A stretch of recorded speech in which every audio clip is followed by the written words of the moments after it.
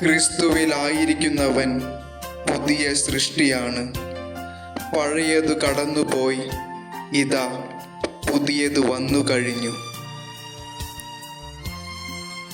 നിങ്ങളുടെ പഴയ ജീവിത രീതിയിൽ നിന്നും രൂപം കൊണ്ട വഞ്ചന നിറഞ്ഞ ആസക്തികളാൽ കലുഷിതനായ പഴയ മനുഷ്യനെ ദൂരെ എറിയുവിൻ.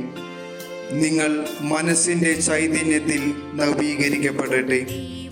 യഥാർത്ഥമായ വിശുദ്ധിയിലും നീതിയിലും ദൈവത്തിൻ്റെ സാദൃശ്യത്തിൽ സൃഷ്ടിക്കപ്പെട്ട പുതിയ മനുഷ്യനെ നിങ്ങൾ ധരിക്കുവിൻ.